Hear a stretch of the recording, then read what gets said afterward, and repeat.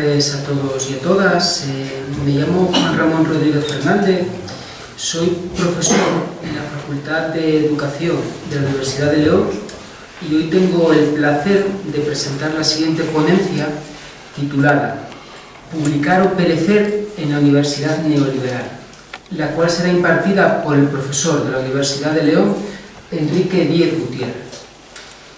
Se trata de una presentación que tiene una relevancia significativa en nuestros días porque la universidad, en cuanto a institución, tiene encomendadas una serie de tareas esenciales y fundamentales para la sociedad. La primera de ellas es que se trata de la institución encargada de producir y transmitir el conocimiento científico, académico, filosófico y tecnológico. Conocimientos que permitan a la sociedad avanzar hacia mayores cotas de justicia, de desarrollo y de cohesión social. Se trata, sin ninguna duda, de una de las tareas más importantes de la universidad.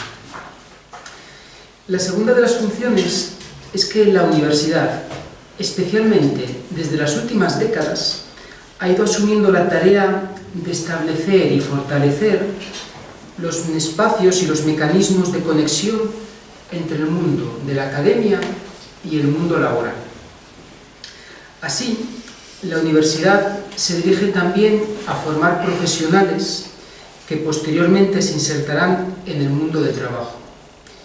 En este sentido, es significativa la creciente aparición de convenios de colaboración entre las universidades y las empresas, la creciente aparición de cátedras impulsadas y financiadas por grandes multinacionales y la asunción, sin grandes críticas ni cuestionamientos por parte del personal docente universitario, del modelo por competencias a la hora de organizar, planificar y diseñar los planes universitarios de formación. Todos ellos son síntomas claros del creciente peso e influencia del mundo de la empresa en la universidad. La tercera de las tareas más importantes encomendadas a la universidad es la de ser la responsable de formar una ciudadanía responsable y comprometida socialmente. La docencia universitaria, a través de las estructuras disciplinarias de los diferentes estudios universitarios, debe impulsar la conformación de una ciudadanía culta y con capacidad de leer críticamente los problemas que afectan a nuestras sociedades en nuestros días. Como pueden ver, todas ellas son tareas de primer orden y de gran relevancia para la consecución de sociedades más justas, más desarrolladas y más igualitarias. La universidad es una institución clave, no la única, para conseguir estos objetivos. ¿Qué mecanismos existen hoy en día para regular el acceso a la función docente universitaria? ¿Qué criterios se valoran para acreditar al profesor universitario? ¿Qué filtros se establecen para ordenar la carrera profesional de los cuerpos docentes universitarios? ¿Qué papel, qué funciones y qué decisiones ha tomado la ANECA, la Agencia Nacional de Evaluación, Calidad y Acreditación Universitaria, a la hora de implementar estas cuestiones que les señalo?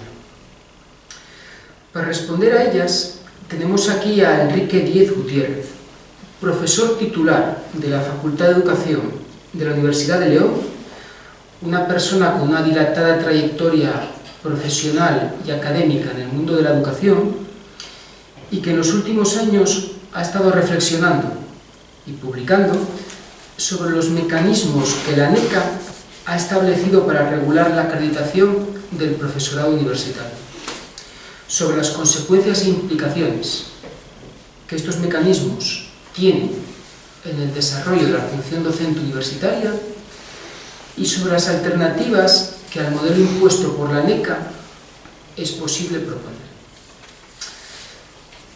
De la literatura científica que existe sobre este tema y de los análisis académicos disponibles sobre el mismo, la propuesta analítica de Enrique Díez es de las más incisivas, de las más elaboradas y de las que más y mejor nos remiten a la idea de una universidad comprometida con el conjunto de la ciudadanía. Y en ese sentido no quiero obviar la aportación de un colectivo en el que Enrique Díez y yo mismo somos miembros, que es el de Unidigna. Bueno, cedo sin más la palabra al ponente, Enrique Díez, cuando quieras. Muchas gracias. Realmente voy a hacer un análisis crítico, un tanto negro, del panorama actual de la universidad en estos tiempos de auge del fascismo, como estamos comprobando, pero no me voy a limitar a criticar. Planteo también una alternativa, por una parte, y hago un llamamiento al compromiso, una propuesta de acción y de compromiso a la que invito, efectivamente, Unidigna, que acaba de mencionar el profesor Juan Ramón. El colectivo Unidigna se inició, yo creo que un poco a raíz de empezar a plantearnos qué es lo que estaba pasando con este modelo de universidad, que no es solo la Universidad de León, ni es solo la Universidad Española, sino que es la universidad a nivel mundial, donde parece que los académicos estamos en una labor compulsiva de publicar o perecer, puesto que si no, prácticamente o nos quedamos fuera o nos quedamos estancados. Es más, incluso, como veremos, en la NECA acabamos siendo castigados.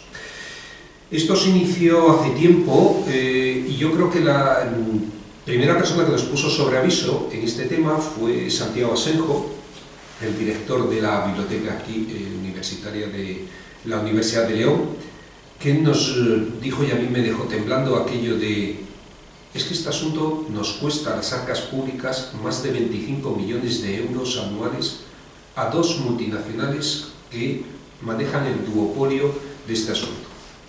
Una de las lecturas de Murangi hace una descripción de Maxwell, el personaje que inició este negocio hace unos cuantos años y que ha llegado a donde estamos. Realmente eso fue el desencadenante, de ahí iniciamos una propuesta y una alternativa que ha llegado a presentarse en el Parlamento como dos proposiciones no de ley, pero que con este devenir parlamentario que tenemos de cada poco estar cambiando y cesar las labores, están todavía por ser debatidas, pero ciertamente es una propuesta. Y la segundo aldabanazo es el de Vicente, mi compañero, que me explicaba su situación y que realmente luego le he citado en algunas de las cosas que he publicado de su experiencia personal, que a mí me sorprendió enormemente. Decía que efectivamente, siendo profesor titular y tenía más de 14 años de experiencia en ese momento que hablábamos, y que hace 2 años habías solicitado de alguna forma acreditarte como catedrático y se quedó a muy poquito conseguido. Con los nuevos criterios de la NECA, estábamos comentando justamente, bueno, prácticamente en ese momento le faltaban unos pocos méritos de investigación y algo más de docencia que, lógicamente, se podía haber conseguido en estos 2 años. Pero con el nuevo sistema de acreditación calculaba que tardaría otros 10 años en cumplir las nuevas condiciones. Y dice, bueno, es que hablábamos, dice, nos jubilaremos antes de ello. Bien, por lo tanto, a mí me parece que son 2 elementos que se iniciaron y que empezamos a pensar en esta universidad, pero se han unido muchas universidades en este colectivo denominado por una universidad digna y comprometida socialmente. Y realmente nos estamos planteando, primero, que es cierto lo que decía el profesor Juan Ramón, la ideología neoliberal está dominando cada vez más la dinámica de las instituciones universitarias y eso sí que sigue las lógicas globales promovidas sobre todo por organismos internacionales, además de tipo económico, el Fondo Monetario Internacional, el Banco Mundial, la Organización Mundial del Comercio, la OCDE, que todo el mundo conocemos, no solo en el ámbito universitario, sino en todo el ámbito educativo. Y de hecho, lo que nos estamos transformando peligrosamente es en universidades corporativas o emprendedoras, dominadas sobre todo por una cultura empresarial interesadas, sobre todo yo es lo que estoy viendo permanentemente, en situarnos en un ranking, sea el de Shanghái o cualquiera, en un ranking internacional, claro, esto en un contexto de recorte continuado en la educación superior, como luego cito muy brevemente. Y esto es lo que me preocupa, porque esto está conduciendo a lo que se ha denominado, a la explosión de lo que se ha denominado el capitalismo académico. ¿Qué es esto del capitalismo académico? Pues lo apuntaba ya el profesor Juan Ramón, que parece que lo que se ha convertido en la tarea esencial de la enseñanza superior actualmente, en la época de la globalización neoliberal, ya no es la producción, digámoslo así, de seres humanos razonables. Es decir, de personas capaces de acceder, de analizar, de juzgar razonable y rigurosamente el conocimiento y la ciencia. Eso que decíamos, de aportar a la comunidad científica y social nuevos avances para mejorar la vida de la comunidad, que era un poco esa idea que siempre se tenía de la universidad. Ahora la demanda prioritaria cada vez más es producir asalariados técnicamente cualificados y adaptados a las exigencias de las demandas empresariales, que además son cambiantes y siempre nos dicen es que la universidad nunca se adecua a la empresa. Curiosamente, cuando además nunca ha habido tanta fluctuación del nicho de mercado, donde casi siempre nos apunta que lo que es más importante es obtener rentabilidad. Y de ahí todos los cursos que nos llegan permanentemente al correo electrónico nuestro de patentar, de generar spin-off, de ver cómo hacemos rentable nuestro conocimiento compartido. Por eso creo que los programas de estudio actualmente, y cada vez más las dobles titulaciones incluso, que están tan de moda, las investigaciones se están definiendo en función de la rentabilidad esperada en el mercado. Y esa universalidad propia del conocimiento universitario se está reorientando hacia un modelo profundamente pragmático e instrumental del saber al servicio de la economía. Por eso digo que este modelo neoliberal está presionando para transformar a las universidades en empresas expendedoras de títulos, además a precios escandalosos. Mis alumnos y mis alumnas me dicen que las segundas matrículas, las terceras matrículas son absolutamente escandalosas. Ya no digo las primeras matrículas. Y vemos en el panorama europeo que hay países donde la universidad es gratuita. Es más, yo acabo de mandar a un estudiante de aquí a hacer el doctorado en Noruega, y no solo no tiene que pagar, sino que además le pagan 2.300 euros al mes por hacer el doctorado. Claro, allí no se dedican con dinero público a rescatar bancos. Pero aquí me dicen mis alumnos y mis alumnas permanentemente, dice, es que hasta por respirar la universidad hace caja. Yo les digo, bueno, es que así es a veces la única forma de poder afrontar los recortes en financiación de la universidad pública. Porque entre 2010 y 2014, los últimos informes de la CRUE, se han recortado más de 1.200 millones de euros. Eso ha significado que se han ido a la calle 7.500 empleos públicos en las universidades de España y más del 24,6% se ha recortado en financiación para la investigación. Esto es el último informe que tenemos. Claro, esto ha supuesto la precarización del profesorado universitario y pensemos que en nuestra universidad está buena parte de la docencia, casi el 40% de la docencia, en manos del profesorado peor pagado de la universidad, el profesorado asociado, y la expulsión también de miles de estudiantes, porque nos han impuesto, y eso sí que lo digo porque es una decisión política, impuesto simultáneamente uno de los niveles de precios públicos universitarios más elevados de la Unión Europea. Y todo esto acompañado con un brutal descenso de becas y de ayudas al estudio, cuando sabemos además que la principal barrera al acceso a la universidad es la económica. Claro, a la vez han convertido sobre todo los másteres, los 2 últimos años de las carreras universitarias, por eso criticamos tanto el 3+2, pero ¿por qué? No tanto por el 3+2 en sí, sino por el tema de convertir los másteres en un lucrativo negocio, sobre todo para las universidades privadas. Universidades privadas que no olvidemos que su crecimiento ha sido amparado políticamente y alentado políticamente porque contra todos los informes de la CRUE, que además decían negativamente informes negativos, sin embargo, las comunidades autónomas, aquí en Castilla y León, por ejemplo, fue un escándalo la de Burgos, de Isabel I, se permitió Claro, las consecuencias empiezan a aflorar actualmente a través de los escándalos que aparecen en los medios de comunicación sobre esos másteres.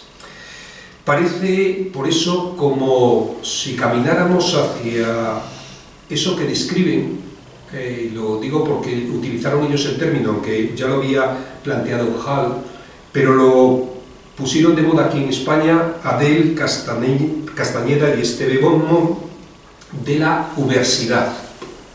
Y dicen ellos, esto es el modelo hacia el que tendemos, y en el futuro parece que casi todas las universidades, del capitalismo de plataforma tan de moda, de multinacionales como Uber, como Cabify o como Airbnb. Una uberificación de la educación superior en el que la docencia se considere un producto de segunda clase que se distribuye online mediante contenidos estandarizados empaquetados en vídeos, ahora los MOOC famosos, o los MOOC, casi siempre animados por uberacadémicos cada vez más precarios, por supuesto, excepto una élite de fichajes estrella, como planteaba el informe Brical, en universidades que se gestionan cada vez más como empresas y que se conciben cada vez más como negocio del conocimiento, compitiendo por uberestudiantes hipotecados de por vida para pagar la costosa deuda de cursar grados y másteres cada vez más caros. Dicen, en un futuro, concluyen, la universidad no sería otra cosa que una marca comercial y una plataforma tecnológica que une oferta y demanda de formación y credenciales y que subcontrata a profesionales autónomos o a empresas el resto de funciones. Yo no sé si es un panorama muy negro, pero ciertamente parece que es el que se alienta política y, además, universitariamente en bastantes universidades. Nos encontramos así con universidades cada vez más comprometidas en una competencia de tipo que yo llamaría comercial, en busca de fuentes de financiación complementarias. Y como antes comentaba Juan Ramón, claro, cuando una empresa dona algo, no tenemos más que verlos aquí en bancos empotrados en todas las universidades, incluso la tarjeta de identificación de los profesores y profesoras de esta universidad y de muchas universidades, era una tarjeta de un banco, de esos bancos a los que hemos rescatado y que han sido los causantes del saqueo que hemos vivido los últimos años. Pues lógicamente todos estos bancos, todas estas multinacionales, cuando financian algo, imponen sus logotipos en las paredes y en el mobiliario y vuelven a rebautizar los edificios y los espacios colectivos con sus marcas. Lógicamente, además, mientras y simultáneamente se está recortando el presupuesto para proyectos improductivos de orientación humanística y crítica. Y no digamos la Junta de Castilla y León, a quien le hemos criticado tanto no solo el recorte e investigación básica, sino en aquellas investigaciones que no estaban dentro del RIS-3 que habían definido ellos a su vez. Todo esto está complementado con esta nueva gestión pública que se implanta también en la universidad, de corte neoliberal, convirtiendo a la universidad en ese modelo de hacer caja por casi en todo y que ya no entiende algo que siempre hemos reivindicado en la universidad, que es lo de compartir libremente el saber y el conocimiento. Y así florece una élite de ejecutivos, gerentes, que se pagan a precios exorbitantes, cargos administrativos y empresas asociadas de gestión.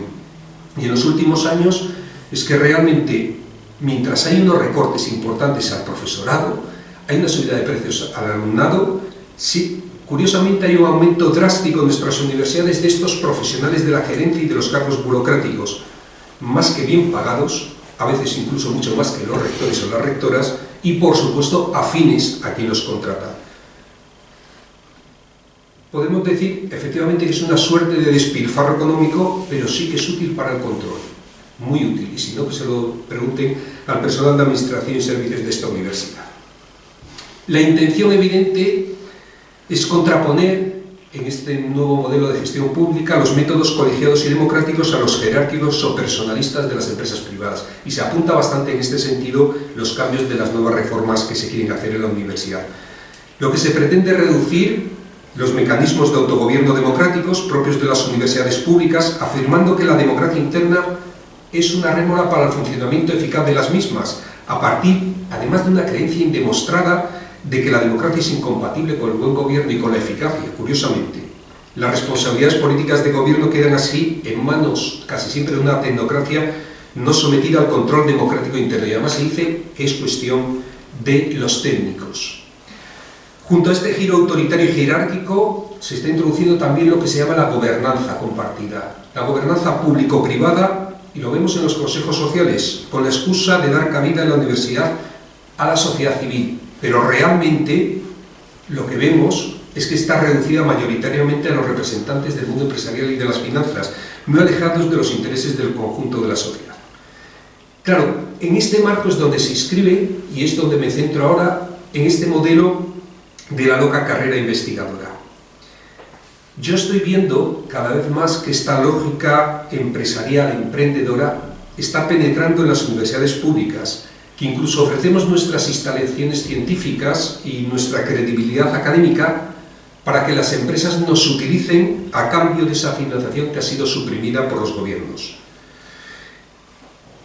Y cuando se financian determinadas cátedras de investigación, siempre se hace a cambio de una denominación que revela el origen de los fondos. La investigación que proviene de estas cátedras, lógicamente, ¿quién lo va a dudar?, responde a los intereses de quienes la patrocinan, no solo porque es ante quienes hay que demostrar la eficacia de su inversión a través de resultados tangibles y que generen beneficios, sino también porque recortan y definen los temas e intereses de las investigaciones posibles, así como las prioridades de la misma. No tenemos más que ver aquí la cátedra militar que tenemos y cómo ha tenido auge en los últimos años. De esta forma, lo que estamos viendo es que la disciplina por dinero, es decir, quien paga manda, se impone en el mundo universitario, lo cual introduce muy serias amenazas en la vida intelectual y el pensamiento académico. Es casi como un nuevo macartismo. A esto se une el actual sistema de evaluación y de promoción de la NECA, que nos han impuesto al profesorado universitario, porque no dejo de decir que esto es una decisión estrictamente política. Y este modelo de la NECA, que ya explicó el profesor Juan Ramón de qué va esta agencia nacional, está basado en la acumulación de publicaciones en revistas controladas fundamentalmente por dos multinacionales extranjeras, que todo el mundo conocemos ya, Clarivate, lo que antes era la Thomson Reuters, y Elsevier. Y esto nos está empujando a todos y a todas a competir en esa loca carrera por publicar en inglés o perecer. Y no lo digo de forma neutra esto de en inglés, porque tiene sus consecuencias. Y además nos hace centrar la investigación en aquellos temas vendibles comercialmente, casi siempre determinados por los índices de estas dos multinacionales, el JCR y el SJR, casi siempre el JCR, porque ya estuvimos discutiendo con la Junta de Castilla y León cómo era posible que solo se valorara en determinadas cosas, como por ejemplo las unidades de investigación consolidada, solo el JCR. Estos son los que la NECA, la SUCIL, la Junta de Castilla y León, el Gobierno, han decidido que contabilizan, y por eso se pagan más de 25 millones de euros anualmente de dinero público. Detrás de ello digo que hay decisiones políticas que en 2013 paralizaban por recortes presupuestarios proyectos públicos nacionales que podrían haber sido una alternativa a este monopolio consentido y amparado públicamente. Y cito, alternativas posibles como el sistema DICE, aquel que era difusión y calidad editorial de revistas españolas de humanidades y ciencias sociales y jurídicas, desarrollado desde el 2006 por el CSIC. Suerte parecida sufrieron otros proyectos públicos de investigación, como el INREX de la Universidad de Granada de 2014, que todo el mundo citaba, etcétera, etcétera. Claro, de esta forma, nuestras administraciones públicas y nuestros gobernantes son cooperadores necesarios del monopolio de estas dos multinacionales privadas, extranjeras, a través de agencias como la NECA, que es la que acredita al profesorado, pero también de la CNAI, que es la que nos reconoce los sexenios de la actividad investigadora realizada. Por eso reitero una vez más que son ellos quienes han tomado la decisión política de priorizar como criterios de valor la publicación de artículos en las revistas científicas incluidas en esas bases de datos, elaboradas por estas dos multinacionales, en detrimento de otros formatos y otros modos de canalizar la actividad investigadora que hubiera sido posible perfectamente. ¿Cuál es el problema? El problema es que el actual sistema público de evaluación y de acreditación, es decir, ese proceso de evaluación exterior del currículum, Para poder acceder a una plaza de profe, para poder acceder a un puesto docente, investigador en el ámbito universitario o para poder promocionar en la carrera académica, establece que todo profesor o toda profesora universitaria tiene que conseguir que estas dos multinacionales extranjeras le admitan publicar cierto número de artículos en las revistas que ellas determinan y controlan. ¿Qué está premiando? Lo que premia es la acumulación de esas publicaciones cuantificables, los sexenios, y es más, penaliza si no se consiguen la no promoción, por una parte, y un aumento significativo de la carga docente. Y esto tiene un efecto perverso, un efecto colateral que a mí me preocupa muchísimo, y es que está devaluando la esencial función docente de la universidad. Creo que este sistema lo que está haciendo es convirtiendo la función docente, que para mí es la esencial y básica de la universidad. No somos institutos de investigación como los norteamericanos o determinados del mundo anglosajón, sino que nuestras universidades, su finalidad principal es la enseñanza. Y esa función docente parece un obstáculo, tal como está planteado, para la promoción académica. De hecho, casi un castigo. Yo creo que al final lo que está haciendo es que el mismo profesorado minusvalore y postergue la docencia. ¿Por qué? Porque se ve obligado a centrarse en la investigación-publicación como una inversión en su propio currículum. Y esto es una mentalidad propiamente del mundo neoliberal. La educación y la formación como una inversión en tu futuro, en tu currículum. Sabiendo además algo que no está probado en ninguna investigación, más bien al contrario, que no hay una correlación importante entre tener un alto índice de productividad en investigación y publicaciones con que seas mejor o mejore la calidad y la eficiencia en la docencia. Claro, en las nuevas condiciones que antes contaba, que nos ponía el ejemplo, pero de tantos otros, de las universidades, de tantos profesionales que estamos en las universidades, con las nuevas condiciones de la ANECA, ya se ha convertido en una auténtica locura. Porque tenemos que recordar que la acreditación es solo un requisito previo al concurso público necesario que tenemos luego que pasar para acceder a una plaza de profesor o profesora en la universidad. Por lo tanto, no se deberían fijar máximos, sino los mínimos necesarios para que se pueda acceder a ese concurso en el que, como en cualquier oposición, es el tribunal el que debe establecer cuáles son aquellos candidatos o candidatas que alcanzan la máxima puntuación con sus méritos. Claro, este sistema ha recibido enormes críticas. Yo solo cito algunas, y muy por encima. Una, el sesgo lingüístico y geográfico que favorece sobre todo publicaciones de autoría anglosajona. Ojo que esto significa que reproduce una lógica colonial y además refuerza una lógica geopolítica de poder que margina y desprecia las revistas científicas no anglosajonas y además imponiendo el inglés como lengua neutra. Y el inglés, como cualquier lengua, viene con toda una cultura detrás y un modelo cultural detrás muy fuerte y además con unos intereses determinados por su zona geográfica que nada tiene que ver a veces con las nuestras. También se critica mucho la recurrencia y la permanencia de determinados círculos científicos dominantes que se nutren y se citan entre sí. De hecho, doy algún dato. De las más de 8.000 revistas de todo el mundo que son incluidas en el ranking JCR, tan solo de las 8.000, tan solo 300 representaron más del 50% de lo que se citó y más del 30% de lo que se publicó. Y de esas 8.000, el 37,5% cuenta con más del 90% de artículos citados y más del 80% de los publicados.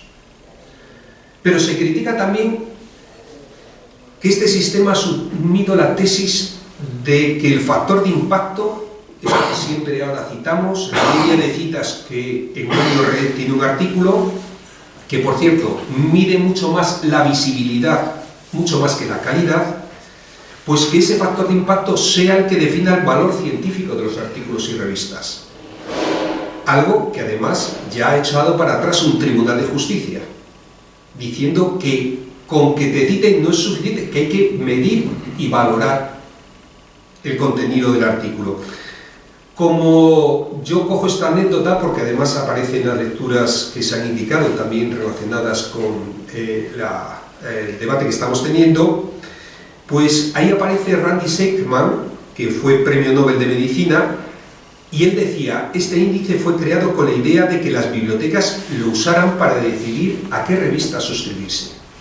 No está pensado para ponderar el conocimiento, por lo que es inapropiado, es un número falso, una fake news. Mide la popularidad, no la validez.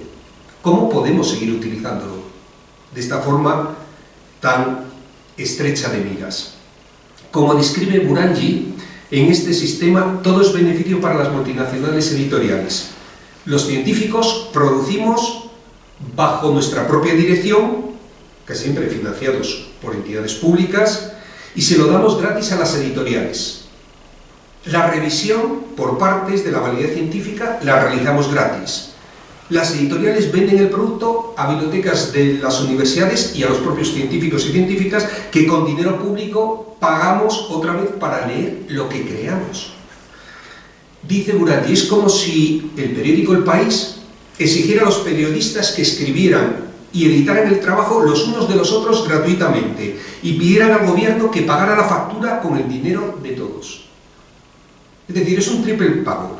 Nos convierten en esclavos de una industria que recibe la materia prima de sus propios consumidores, hace que los propios consumidores se encarguen del control de calidad de ese material y luego vende ese mismo material de nuevo a los consumidores bajo un precio altamente inflado. Es una auténtica locura. Y estamos todos y todas inmersas en ellas. El problema sustancial y que afecta a la concepción del conocimiento compartido es el escándalo que supone el hecho de que resultados de investigaciones financiadas con dinero público de todas y de todos se publique en revistas de acceso privado, además en una era electrónica que no tiene costes de impresión. Cito de nuevo a Burangi.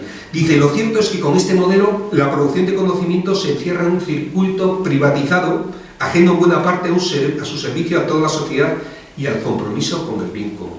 Estamos perdiendo completamente el norte y el horizonte de aquello que era la universidad y la investigación. Se está asumiendo la lógica de que aquello que ocurre fuera de lo validado por este modelo comercial, competitivo y privado no existe o no sirve a la ciencia.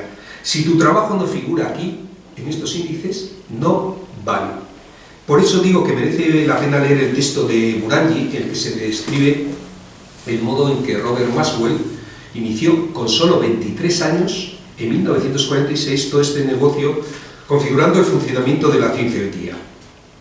En conclusión, este sistema creo que está presionando a la comunidad investigadora para adaptar su trabajo hacia lo que se valora en el competitivo mercado de los sexenios. Se abandonan las monografías o los libros con conocimiento reflexivo de fondo. Creo que además esos libros de divulgación capaces de alcanzar al gran público, porque eso no está considerado, son méritos menores porque puntúan menos en la DECA o en la CNAE. Presionando para transformar la investigación rigurosa, que conlleva tiempo y procedimientos a veces lentos y reposados, en una loca carrera de la cultura del impacto y de la citación para conseguir ser valorado cuanto antes y así poder obtener sexenios, financiación y reconocimiento que facilite promocionar en esta competitiva carrera universitaria. Ya nos miramos incluso como competidores y competidoras o nos formamos equipos de gente que a su vez ven a los otros como competidores y competidoras. Se está generando así una inflación de papers inabarcable que casi nadie lee, curiosamente. Incluso se denuncia que se tiende a reducir cada vez con más frecuencia, no reducir, sino a recurrir cada vez con más frecuencia al autoplagio, que llaman, a las autocitas, a las redes de citas, a las guerras de citas, a no citar a los posibles competidores o competidoras, a sufrir la exigencia de citar los artículos publicados en los últimos años en la revista donde se quiere publicar, etcétera, etcétera. Se genera, creo que así, o estamos generando un volumen innecesario de aparato de citación, un hipertrofiado marco teórico postizo y muchas veces sin siquiera consultarlo, solo con poner allí la referencia, que lo único para lo que sirve es para aumentar este mercado de la citación cuestionado en innumerables investigaciones y estudios, y eso sí que hay muchísimo en este campo. Todo esto está obligando a un proceso continuo de competición interna que fragmenta y enfrenta al profesorado, naturalizando la competencia en vez de producir formas colaborativas y críticas de pensamiento e investigación. No puedo dejar de citar aquí, por supuesto, aunque sea un terreno no directo, pero colateral, el programa Docentia, que como en otra de las lecturas que comentábamos aquí, Rodríguez Victoriano afirma sigue el mismo esquema en evaluación docente que los sexenios en la evaluación investigadora. Nos sitúan ambos en los que el filósofo coreano ahora de moda, Han, denomina sociedad del rendimiento, sustituyendo el control y la sociedad disciplinaria de Foucault por autoexplotación y emprendimiento de sí mismo. Es decir, elegimos libremente autoexplotarnos, nos convertimos a su vez en víctimas y verdugos, acabamos adorando el sistema que nos somete y explota.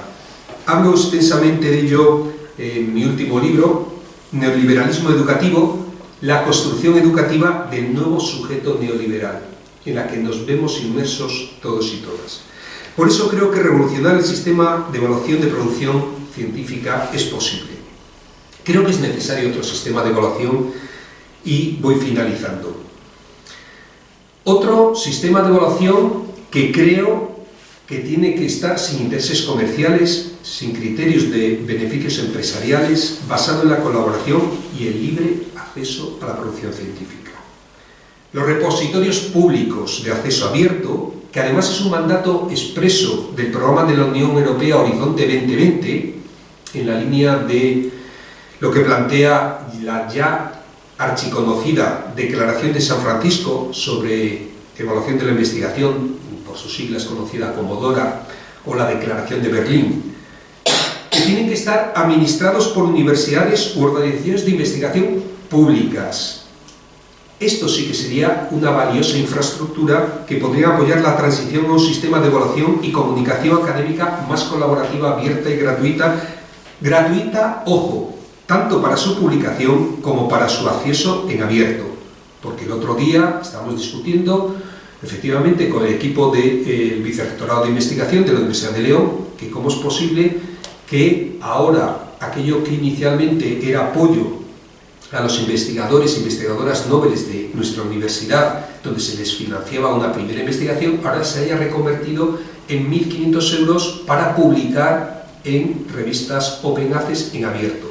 Le decía, pero bueno, ¿tú has visto lo que estas revistas ahora se han posicionado? Han vuelto al negocio de Clarivate y Elsevier. 2.700 euros por publicar en abierto. Es que son los costes de edición, nos decían, pero ¿cómo costes de edición en una época que tenemos las redes y es de acceso libre? ¿Cómo que 2.700 euros? Claro, esto es una auténtica locura. Y entonces se han empezado a replantear el modelo, de decir, no se puede seguir en este planteamiento. Gratuito tanto en el acceso como en el propio proceso de publicación. Es necesario apostar por una evaluación de la investigación que sea capaz de incorporar además otros elementos de valor al trabajo investigador y docente. Trabajo compartido, investigación de base y a largo plazo, honestidad científica, compromiso con toda la sociedad y también con las necesidades y sectores más desfavorecidos.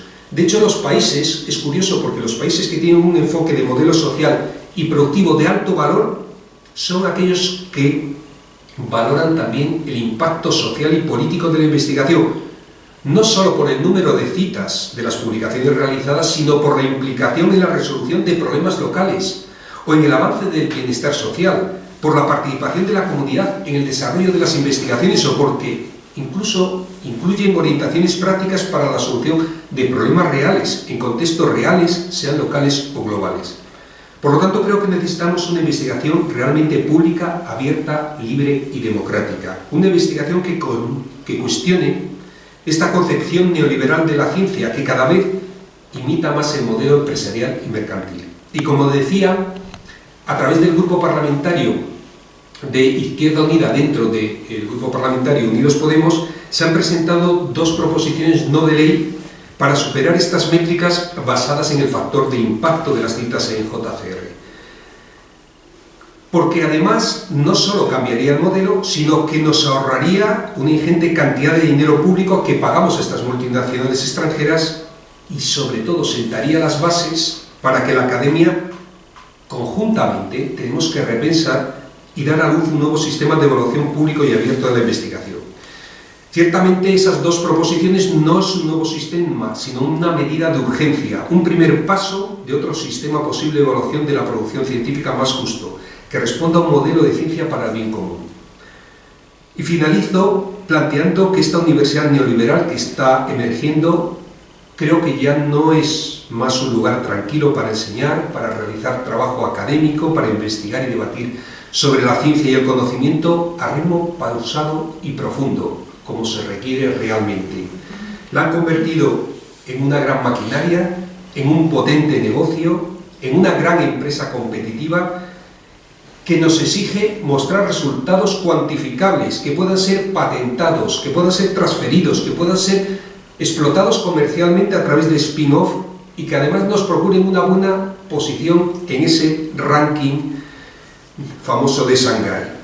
Por eso, buena parte de la comunidad académica creo que viene demandando desde hace tiempo, a través de espacios muy diversos, como este que os comentaba de Unidigna, pero de otros muchos, una universidad pública al servicio del bien común y comprometida socialmente, para contribuir a hacer una sociedad más justa, más sabia, más equitativa y más sostenible, cuyos ejes se sintetizan en el decálogo por un modelo de universidad pública para el bien común que han asumido ya muchísimas instituciones y muchísimos académicos, y que os invito a leer en el blog o en la página web de porotrapolíticaeducativa.org, el colectivo de Foro de Sevilla, que además son docentes muy comprometidos con otro modelo de universidad. En definitiva, lo que se demanda es una universidad cuyas tres misiones fundamentales, como señalaba antes el profesor Juan Ramón, la enseñanza, la investigación y el servicio de la sociedad,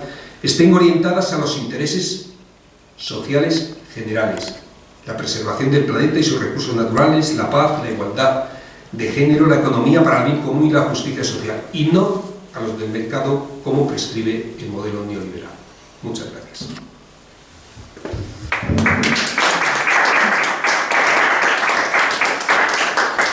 Muchísimas gracias, Enrique, por la presentación que has hecho. En absoluto ha sido una presentación excesivamente negra, sino más bien ajustada a la realidad y tremendamente sugerente, ¿no? Por ejemplo, piensen ustedes que a día de hoy, con los criterios establecidos por la NECA en el 2019, Albert Einstein no sería catedrático en España, en ninguna universidad española. Fíjense ustedes qué despropósito, ¿no? Y que autores actuales, como por ejemplo la socióloga Saskia Sassen, el geógrafo David Harvey o el historiador Yuval Harari, son autores que no tienen sexenios, que no tienen publicaciones en revistas JCR con impacto y sin embargo son académicos cuyas contribuciones son importantísimas, tanto para el mundo de la academia como para el conjunto de la ciudadanía. Me parece que el modelo que tan elocuentemente describía y criticaba el profesor Enrique Díez está dando lugar a una serie de transformaciones en cómo nos percibimos los profesores universitarios. Y es que transformaciones que en algunos momentos pueden resultar cómicas, en el sentido de decir, bueno, tengo un par de meses libres sin docencia, voy a ver si aprovecho y publico algo y escribo algo para poder meterlo en alguna revista. Quizás no tengan nada interesante sobre lo que publicar, pero ya que tengo tiempo voy a ver si... Parece que tenemos mala conciencia si no hacemos algo. Parece que no nos sentimos a gusto si no estamos constantemente invirtiendo en nosotros, como esa imagen que antes trasladaba Enrique del hombre empresa, ¿no? Del hombre empresa de Michel Foucault. Y luego, por otra parte, transformaciones que quizás no sean tan cómicas, ¿no? Y es que estamos consiguiendo conformar y construir profesores universitarios expertos en superar los criterios que establece la NECA, pero no expertos en sus materias académicas de referencia. Es decir, personas con gran capacidad para publicar en sitios estratégicos, para hacer estancias académicas que tengan buenas puntuaciones después en la NECA, pero que no sean profesores expertos con una gran capacidad docente, con una gran capacidad de comunicación para el conjunto de la ciudadanía. Es decir, estamos perdiendo de referencia lo verdaderamente importante. Nos fijamos únicamente en los indicadores que establece la NECA, pero los indicadores no son más que ítems que miran hacia algo. El problema está en que estamos perdiendo de referencia hacia dónde miramos y nos quedamos únicamente en los ítems que impone este modelo neoliberal de la NECA. Bueno, yo quisiera recomendarles unos libros que creo que ilustran de manera cómica estos aspectos que nos explicaba Enrique anteriormente, y son unos libros que se titulan La trilogía del campus. Su autor se llama David Lodge. Lo voy a letrear: David, L-O-D de Dinamarca, G-E. David Lodge. Y son unos libros que de manera cómica retratan muy bien lo que podríamos llamar el hábitus neoliberal del profesor universitario, el que está constantemente buscando publicaciones, el que está buscando constantemente redes a partir de las cuales obtener algún tipo de mérito para la NECA. En definitiva, el profesor empresario de sí mismo. Una imagen que nada tiene que ver con el del profesor académico, cuya capacidad de enseñar y de contribuir activamente al conjunto de la sociedad pues apenas tiene sentido, ¿no? Bueno, yo les invito a que hagan preguntas, comentarios y que iniciemos un debate sobre las cuestiones que tan sugerentemente nos ha planteado Enrique Díez. Cuando ustedes quieran.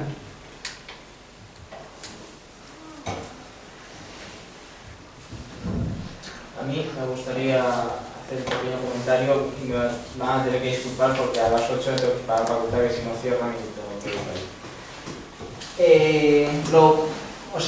Me levanto. Respecto de lo que dijo, hay cosas pues que son evidentes por sí mismas, ¿no? Que debería ser todo más. Es decir, que la universidad se ha convertido, yo soy estudiante, estoy con una beca de colaboración en la Facultad de Derecho, en el área de Filosofía de Derecho.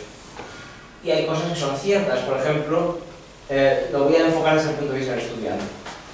Como que hoy en día la universidad se ha convertido en,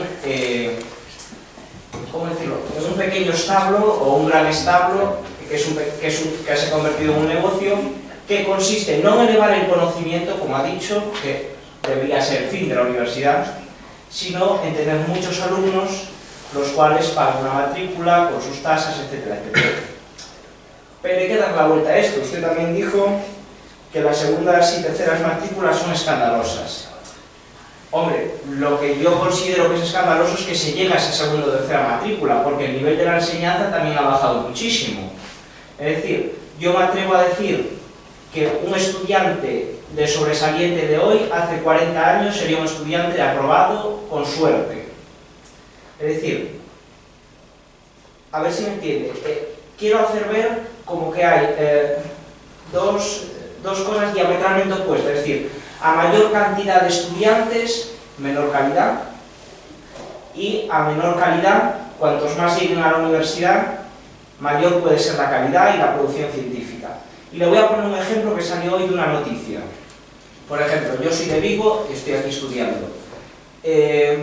Y de beca de desplazamiento me dan 1.500 euros.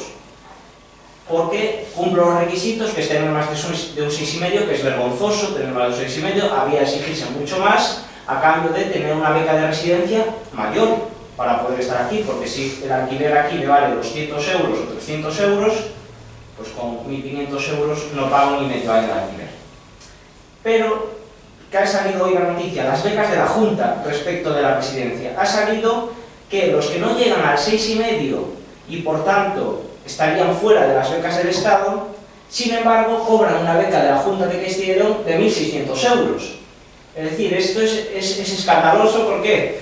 Porque un alumno, pongamos, como puede ser un caso, que sea un alumno de un 9,5, de más de un 9 de nota media, está teniendo una beca de desplazamiento de 1.500 euros. Sin embargo, el que no llega a 6,5 está teniendo una beca de 1.600 euros. Entonces, bueno, pues hacer ver estas dos posturas de también el enfoque que se le está dando a la educación desde las propias instituciones, que se está premiando la mediocridad. Y respecto de lo que dijo de publicar en inglés, todo eso estoy de acuerdo en todo lo que ha dicho. Y bueno, quería hacer ver que en el fondo estoy de acuerdo con su análisis, que la universidad se ha convertido en un pequeño negocio para tener más alumnos, etcétera, etcétera.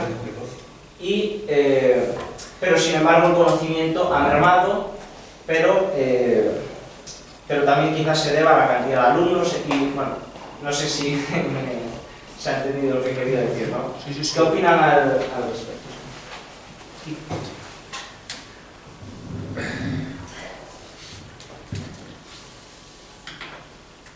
Pues el problema es que cuando tenemos, nos echan las migajas en un banquete a los pobres, nos estamos peleando.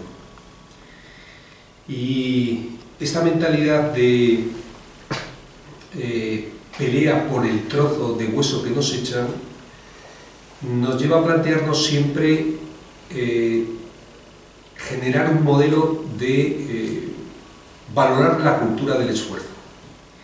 Y la cultura del esfuerzo es necesaria, el esfuerzo siempre es algo imprescindible, pero nos lleva casi siempre a competir por aquello a lo que difícilmente se tiene acceso. Claro, piense usted, plantéese, si la universidad fuera gratuita, podría entrar todo el mundo. En esa lógica que ha hecho el análisis, ¿qué tragedia sería? Porque eso bajaría el nivel de la universidad. Aristóteles decía, estos jóvenes ya no hacen caso de los mayores, ya no se esfuerzan, ya no tienen ese espíritu de lucha, de esfuerzo que teníamos. Eso siempre se ha dicho desde Aristóteles para acá, siempre respecto a los jóvenes. Dice, ahora están en el botellón, en la espicha de eso, en vez de estar aquí esforzándose. La pregunta que yo siempre me hago es, ¿cómo es posible que un niño y una niña a los 4 años, y esto lo preguntamos mucho en educación, a los 4 años pregunte por todo, quiera saber de todo, tenga una curiosidad enorme, se esfuerce por saber por qué la luna es redonda, y cuando llegamos a casa digamos, a ver, niño, niña, no seas cansino, déjame descansar, déjame tranquilo un poco en paz, no sé por qué la luna es redonda ahora, quiero ver el partido del Madrid-Barça. Y sin embargo a los 14 años no quieren saber nada de lo que les contamos, ya no se esfuerzan, son unos vagos, van de botellón.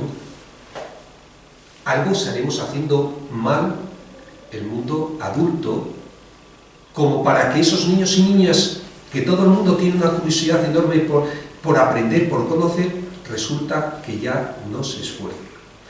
Por eso hay un cuestionamiento que a mí me parece sustancial a su propuesta.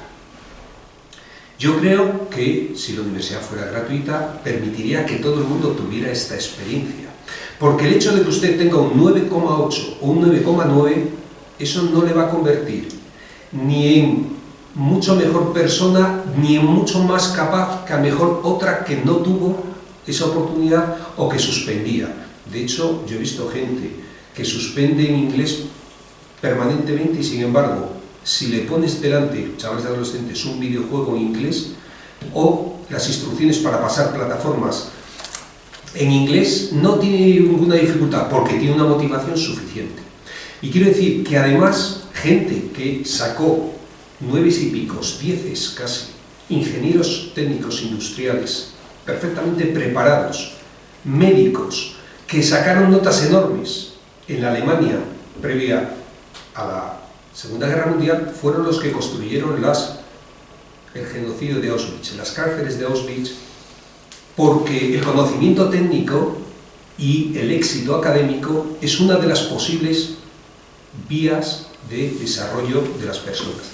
Pero eso no significa que porque otros no tengan la posibilidad vayan a subir el nivel de calidad o el nivel de trabajo en la universidad.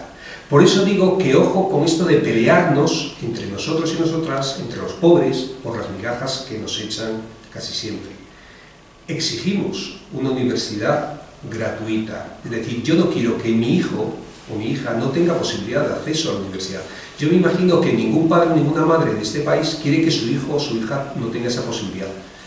Que luego decide no hacerla porque le interesan más otras cosas, que lo decida. Pero al menos que toda la ciudadanía tenga esa posibilidad. Y lo que tendremos es que exigir que el profesorado, los académicos, la universidad, tenga el nivel suficiente. Y un nivel suficiente que no se mide en notas y en resultados. Ojo, esa es una de las partes. Esa es una de las partes. Cuando se cuantifica, y este es uno de los problemas que tenemos siempre, en las notas y en los resultados del alumnado, al final nos piden casi siempre, de hecho ya se está instalando muchas de esas medidas, es el pago por resultados al profesorado. Es decir, en función de los resultados del alumnado, se debe pagar al profesorado, y eso se puso en marcha en Andalucía, y se quiere poner en marcha en algunas otras comunidades autónomas. Y la pregunta, ¿qué es que depende de nosotros y nosotras el resultado del alumnado? ¿Qué es que depende solo de su capacidad o de sus condiciones sociales y económicas? Ya sabemos que los hijos y las hijas de los pobres casi siempre tienden a repetir el ciclo. Lo acaban de desarrollar ahora diversas investigaciones que reiteran. Por lo tanto, yo diría que esas afirmaciones así de que más estudiantes baja la calidad, yo sinceramente no estoy de acuerdo. Yo sí que creo que la oportunidad de la universidad te da unas posibilidades de conocer el mundo desde otros enfoques diferentes, y que lo que lógicamente tenemos es que generar otros modelos de que no sea solo un nicho de formación de gente para luego salir al empleo. La universidad no puede ser solo un nicho de formación, y dice, claro, es que entonces si formamos tantos médicos y médicas y solo no hay para tanto empleo. No, es que lo que tenemos que formar en la universidad no es solo para empleados. Este es otro de las discusiones que hay en la universidad. Pero ciertamente no creo que estemos premiando la mediocridad. Es una forma de verlo, lo que usted decía, eso de premiar la mediocridad, creo que eso lo que genera es casi siempre una visión de que los otros, una visión muy pesimista de los otros, y de la desconfianza de yo me lo he ganado porque lo valgo, yo me he esforzado, los otros no. Hay distintos enfoques y distintas perspectivas sobre eso. Yo por eso cuestiono mucho ese modelo, ciertamente. A mí me gustaría comentar muy brevemente lo que se planteaba en la pregunta anterior, y creo que se puede explicar siguiendo un poco los planteamientos de Marx, en este caso de Carlos, no de Groucho, cuando él plantea que la educación, como cualquier otro producto, mercancía, es en sí mismo un producto, la educación universitaria, y que puede ser analizado en función de su valor de uso y de su valor de cambio. ¿Qué ocurre para el alumnado universitario a día de hoy en la universidad? Que los estudios universitarios de grado tienen muy poco valor de uso, porque no le permiten formarse como un ciudadano comprometido y que sepa leer críticamente los problemas que éste tiene en su día a día. Tiene poco valor de uso. Y por otra parte, tiene poco valor de cambio, porque tiene poca empleabilidad. Los estudios universitarios no garantizan ningún puesto de trabajo. Entonces, si tiene poco valor de uso y poco valor de cambio, no podemos esperar que el alumnado universitario se esfuerce en los estudios, porque ve claramente que la utilidad de los estudios universitarios es muy pobre, que únicamente tiene utilidad cuando llegamos a los niveles de máster, de posgrado, y es ahí donde el negocio educativo entra, el pago por los másteres en las universidades privadas. Eso por parte del alumnado. ¿Qué le ocurre al profesorado? Que el profesorado piensa de una lógica similar. Vamos a ver, ¿qué utilidad tiene que yo esté impartiendo docencia en un nivel de grado? ¿Me sirve para algo? ¿Me supone una pérdida de tiempo? Sí. ¿Me otorga puntos para la NECA? 0. ¿Me voy a esforzar como profesor? pues habrá gente que sí y habrá gente pues que quizás no tanto. Y es la conjunción de esos dos elementos donde aparecía lo que nos comentaba el compañero tan expresivamente, que la docencia universitaria tiene unos niveles que no son excelentes. ¿Por qué? Por esa analítica que Marx nos ofertaba, de que la educación a día de hoy no tiene gran valor de uso y tiene muy poco valor de cambio. Yo, en primer lugar, agradecer la exposición brillante del profesor Díez. Yo creo que en ese breve repaso es una visión real y demoledora de la universidad y con alguna propuesta también de posible salida a lo que debería ser, es decir, una visión de lo que es y de lo que podría ser. Por otro lado, también comentar que en nuestra comunidad universitaria, la nuestra, aquí la de León, somos 1.500 personas de plantilla fijos, en torno a 1.000 profesores no llega.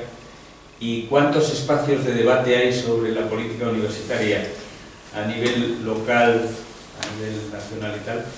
Y efectivamente, yo creo también que puede ser, no sé cuál es el origen de que no suscite ese interés por la universidad, como bien dice el profesor Juan Ramón, sino que no suscite entre el colectivo este tipo de debates en el que hay una actitud de pensamiento sobre en lo que estamos trabajando y sobre lo que hacemos.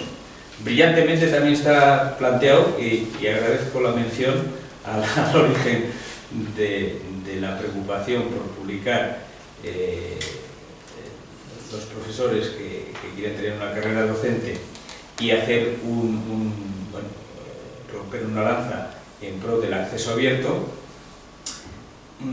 ¿Cómo es posible que las propias víctimas, es decir, los propios investigadores que publican, son a su vez los que están alimentando el monstruo para que eso siga siendo así, cuando la ANECA está conformada por profesores universitarios?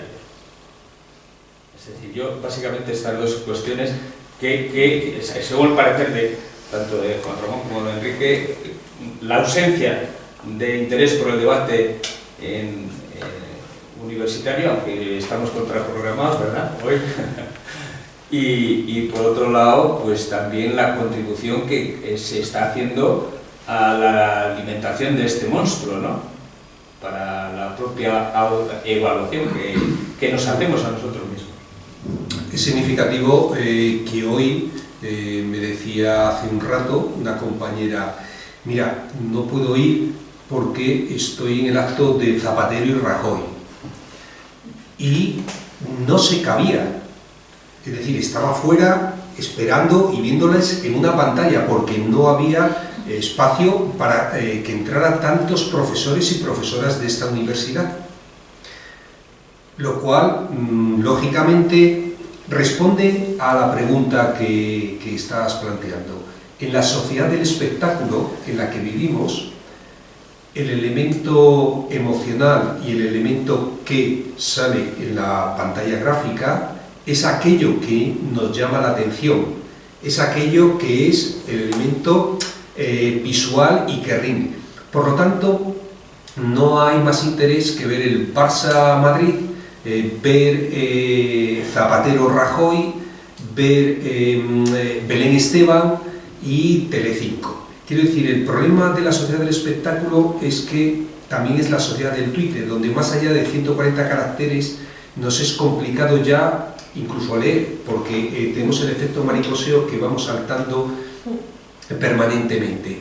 Y eso está penetrando en la lógica también de los académicos y de las académicas.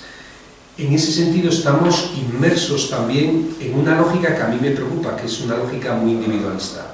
Es lo de la pedagogía del egoísmo en una sociedad donde se marca profundamente el modelo neoliberal. Nosotros en educación lo vemos muchísimo. Frente a un modelo que dice el derecho a la educación es el derecho no del papá y la mamá, es el derecho del niño y la niña. Y todos los niños y niñas, sean de cualquier papá o de cualquier mamá, deberían tener el mejor centro y el mejor colegio del mundo, al lado de su casa. No, no, ahora nos vemos inmersos todos y nos obligan a estar eligiendo, seleccionando, a ver qué centro educativo es el mejor para mi hijo o mi hija. Para los demás no me importa. En este modelo permanentemente de la lógica individualista de la libre elección neoliberal. Y esta lógica está penetrando profundamente en el seno de la sociedad y también de los académicos, exactamente igual. Y tenemos que en esto, yo lo que me preocupo es cómo invertir en mi carrera universitaria y cómo promocionar. Y en ese modelo, lógicamente, se abandona esta historia de dedicar tiempo a lo académico, a preparar las clases, a trabajar, porque me están presionando, que si no tengo un sexenio vivo, además, me va a cargar en vez de 24 créditos, 36. Y además, si no consigo superar esta lógica, no puedo ser una unidad de investigación consolidada. Y además, si no llego a esto, no puedo estar ni dirigir tesis. Y además, no puedo, es decir, en una lógica que entonces empieza a penetrar. ¿Y qué hago? Preocuparme por mi futuro. Y apostar por ese futuro. En ese futuro, lógicamente, además, se dice, con esa perspectiva que decía ese alumno que me ha preocupado fundamentalmente, porque es esa perspectiva de desconfianza y además de visión negativa de los demás, diciendo, seguro que los demás no les exigimos suficientemente, vamos a ponerle criterios más exigentes en la NECA porque seguro que son una panda de vagos que no se esfuerzan lo suficiente. Claro, ninguno de los que han puesto esos criterios pasan los criterios, al menos en las áreas que nosotros y nosotras controlamos. De ciencias sociales, ninguno de las comisiones académicas de la NECA que pusieron esos criterios los pasan, los catedráticos y catedráticas, curiosamente. Pero esa lógica de desconfianza, que es este modelo neoliberal sobre los demás, que seguro que engañan, que seguro que se van de botellón, que seguro que son unos vagos, que no son tan... Hay que exigirles permanentemente. Entonces, yo sí invierto lo mío y los demás es un modelo profundamente darwinista, el que se está inaugurando y nos lleva a estas salas. Lógicamente, ¿dónde está el espectáculo de Madrid-Barça? En la conferencia esta de Zapatero Rajoy. Aquí vamos a reflexionar críticamente, porque además esta reflexión significa que yo me tengo que plantear qué estoy haciendo aquí, también. ¿Qué voy a hacer con los sexenios? ¿Qué voy a hacer con los JCR? ¿Y qué vamos a hacer? Porque yo he hablado con buena parte de gente que ha estado en las comisiones y todos lo justifican. Y todas la justifican. Es igual que cuando tú dices, pues mira, es que este modelo comercial está penetrando también la lógica de la cabeza de los rectores y de las rectoras, y ya parecen unos vendedores comerciales donde están firmando convenios continuamente para ver si promocionan comercialmente la universidad. Y yo digo, pero de verdad que esta era la finalidad de cuando se hizo en el siglo XIII, se inauguraron las universalidades, que era el conocimiento compartido, social y libre. Hay 1, 2, 3. Si hacemos turno de también. Sí, sí. Por eso decía, no, 1, 2, 3. Si sí. Y vamos a intervenir más cortamente nosotros. Sí, bueno, yo simplemente decir que me ha gustado mucho esta sesión. Siempre he pensado que yo llevo aquí casi 30 años, primero de estudiante, luego de trabajadora. Mi vida es la universidad. Creo que el objetivo de la universidad es la formación integral del individuo, la formación integral de los alumnos, y también voy entendiendo que la formación integral de los profesores, porque creo que la evolución que ha ido sufriendo la universidad a lo largo de los años en los que yo lo conozco ha ido un poco de más a menos en algunas cosas. Creo que ha perdido la perspectiva de ser un lugar de diálogo, para ser un lugar o de silencio o de gritos, un poco como algunas cadenas de televisión.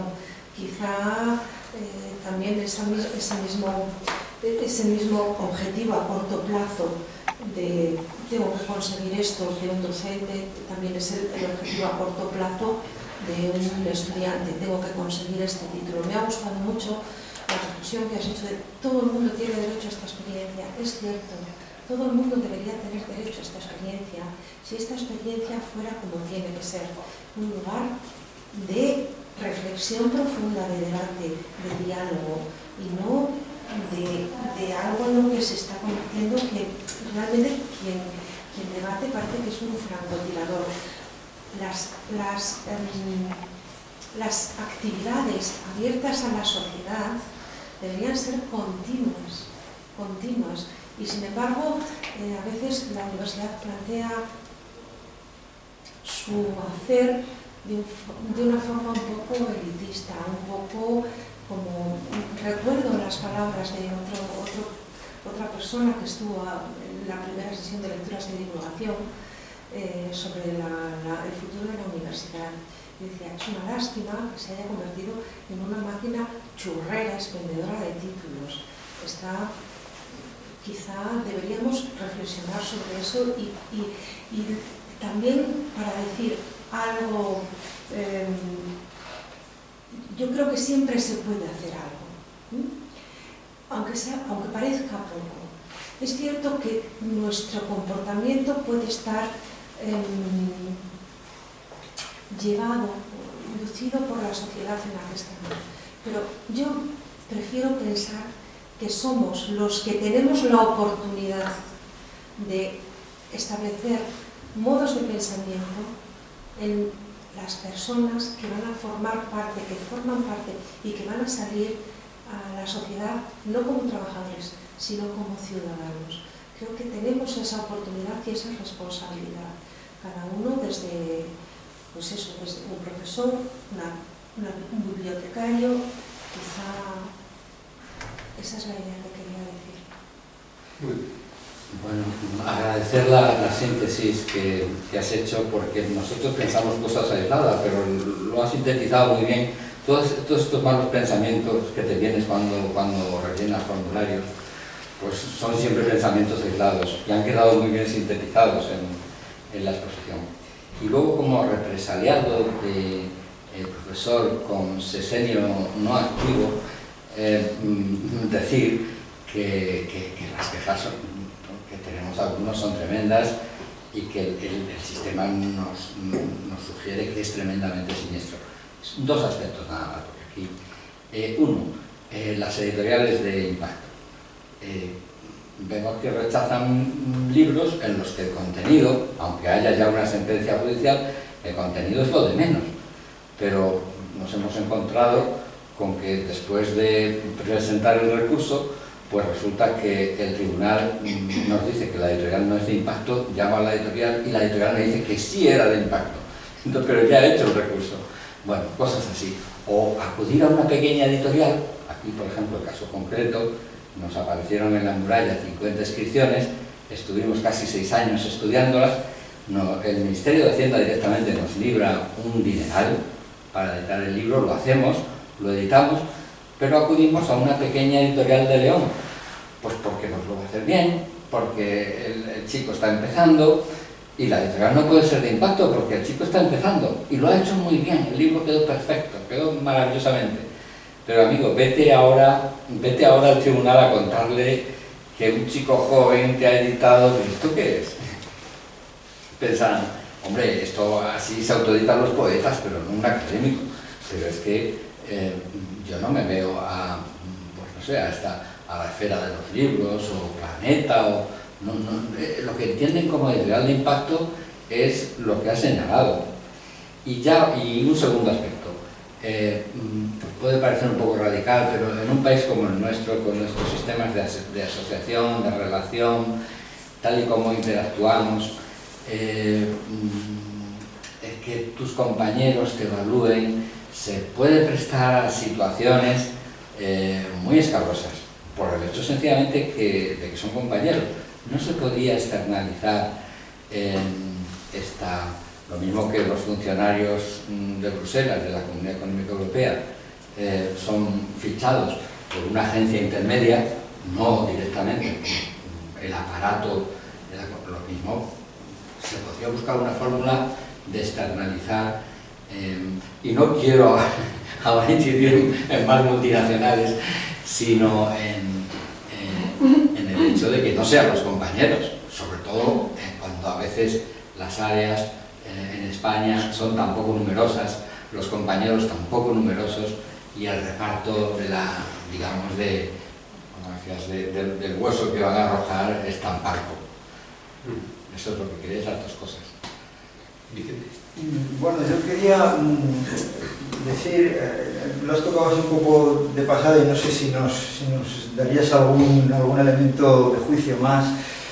A mí del modelo neoliberal, fíjate, más que la mecánica de inversión-ganancia, hay una cosa que me preocupa, y es cuando el modelo neoliberal ni es neo ni es liberal.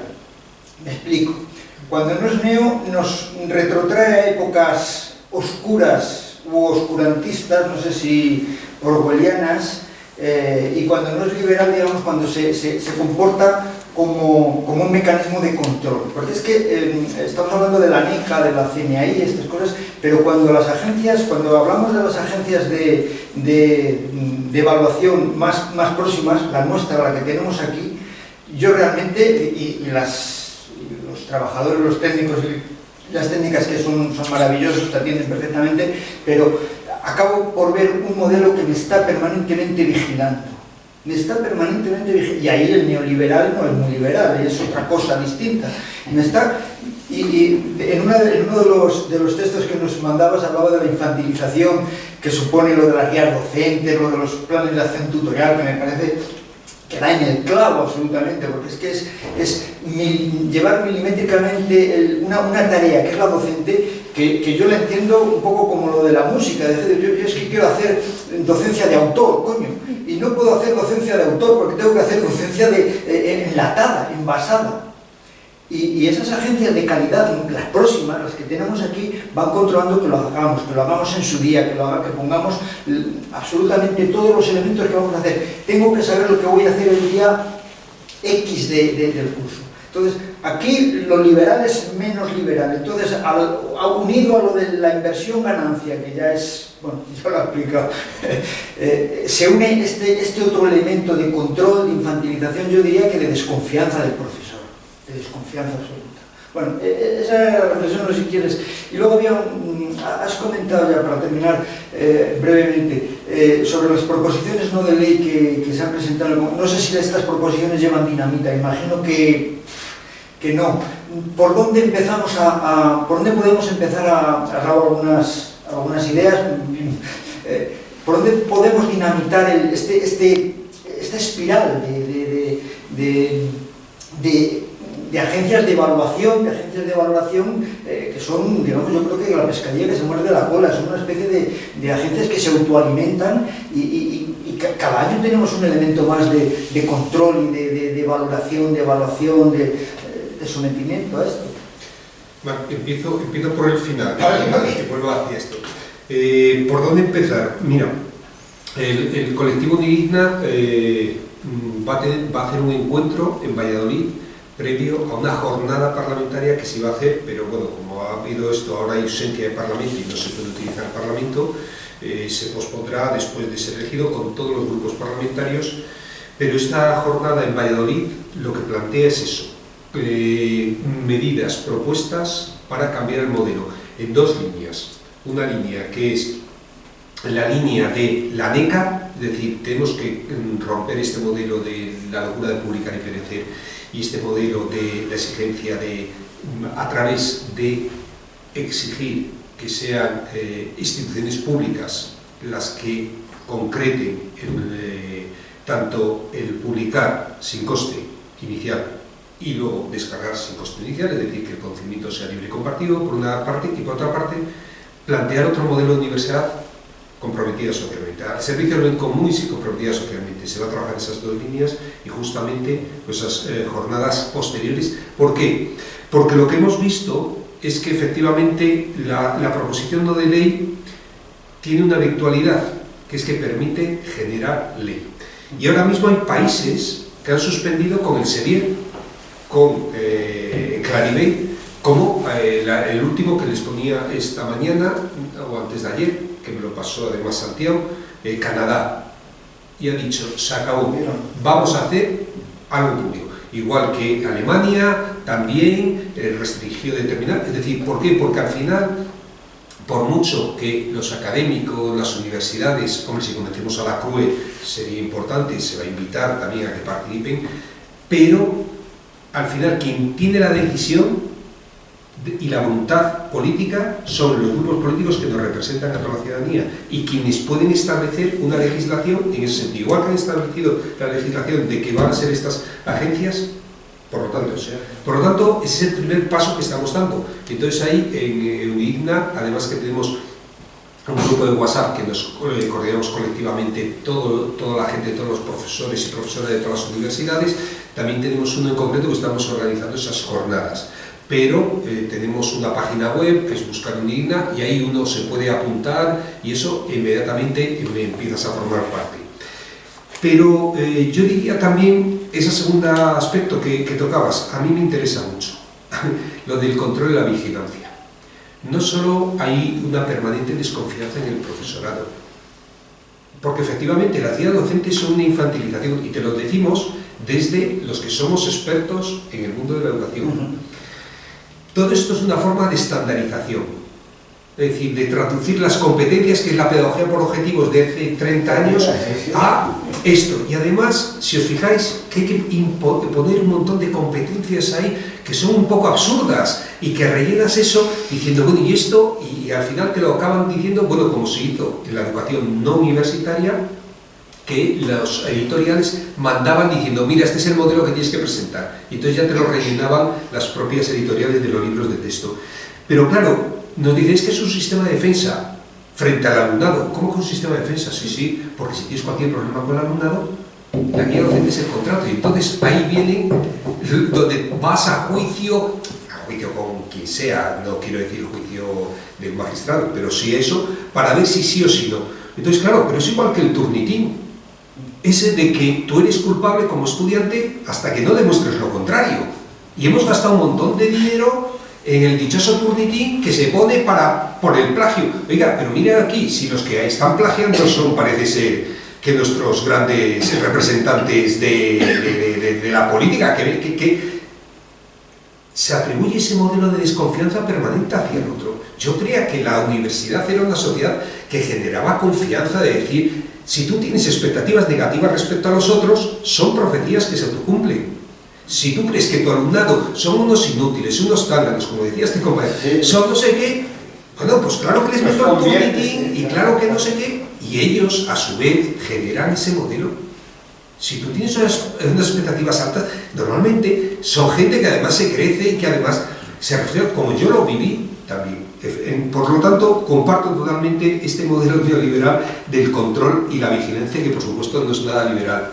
Bueno, siempre decimos neoliberal porque es la ideología del capitalismo actual, pero ciertamente de liberal no tiene nada porque siempre ha chupado de lo público y de hecho no quiere que desaparezca porque es de los contratos públicos de los que se maneja. Claro, la propuesta está de externalizar.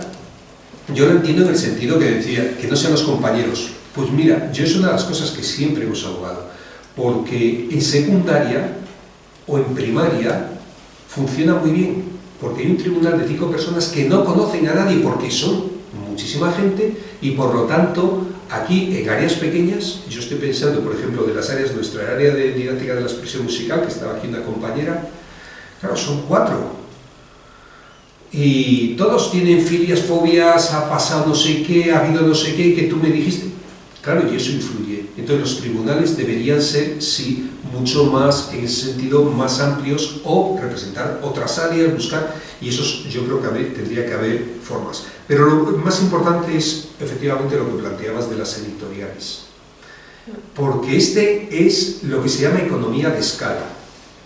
La Junta de Castilla y León ya no contrata lo que había comedores escolares en los coles, que eran comedores donde había comida de cercanía, se apoyaba la agricultura ecológica del entorno, además se permitía que viviera gente allí, siguiera dando servicio, que además era comida de temporada, comida fresca, etc.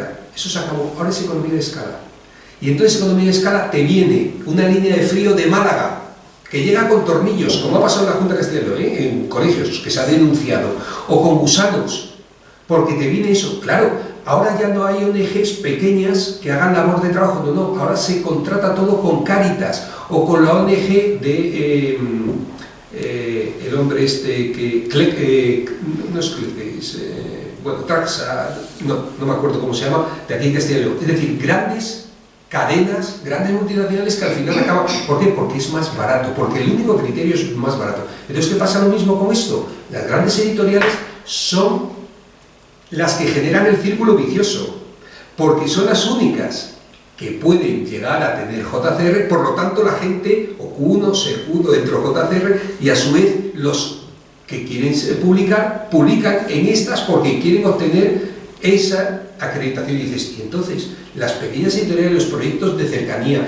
los que pueden lanzar, se ven abocados a la muerte, y mucha gente que además dice, oye, pero lo que queremos es esto, se lo plantea y se lo replantea y dice, bueno, ¿para qué nos ha servido hacerlo con esta editorial tan bien genial que era el objetivo que pretendíamos, si al final no nos cuentan ni nos lo reconocen? Además, las pequeñas editoriales tienen un componente artesano que las grandes han dejado de tener. Tienen sus departamentos, pero ese componente artesano que a veces se necesita para editar ciertos tipos de productos, como era, por ejemplo, el que aludía yo, pues evidentemente la proximidad, la corrección de pruebas, todo eso, y sin embargo eso se penaliza. Y además, hoy en día las cosas se distribuyen estupendamente, o sea que no, el hecho de que sea un pequeño editor no significa que no distribuya bien, porque hay muchas fórmulas.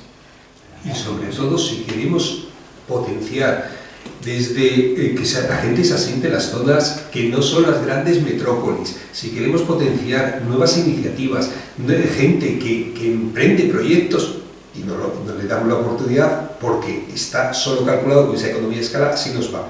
Y por último, lo que decía, y estoy completamente de acuerdo, que hemos pasado de un lugar de diálogo y reflexión en la universidad.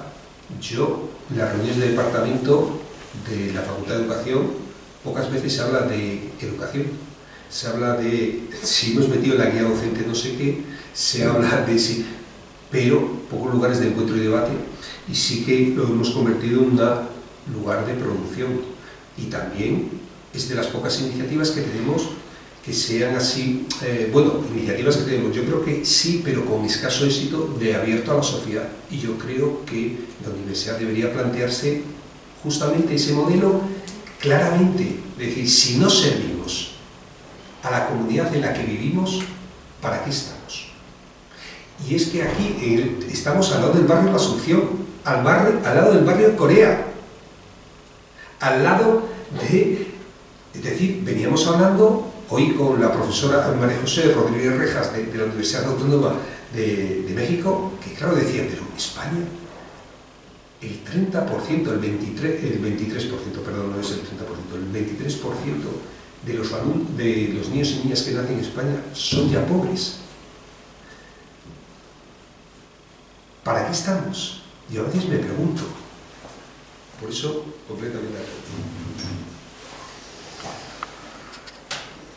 Yo sí quería hacer un breve comentario de lo que se comentaba anteriormente sobre el tema de las guías docentes y ese control, supervisión o monitorización de lo que es la labor docente por departamentos o entidades de carácter burocrático, vamos a llamarlo así, que yo creo que responde a lo que es esa proletarización y pérdida de estatus social de la universidad y en concreto del profesor universitario, ¿no? De la docencia universitaria. Un poco por lo que les comentaba anteriormente, que la universidad ya no es la garantía de la inserción laboral, y por lo tanto ha perdido buena parte de la legitimidad social que tenía anteriormente. Y por otra parte, porque responde a esa idea de la fábrica como expendedora de precariados. La universidad como una fábrica de gente dirigida a puestos de trabajo precarios, mal pagados, temporales, donde la universidad va asimilando ese formato de empresa precaria, una empresa temporal en donde en donde lo importante ya no es el conocimiento que se genera, sino el número de alumnos que puedas tener, el número de matrículas que puedas tener.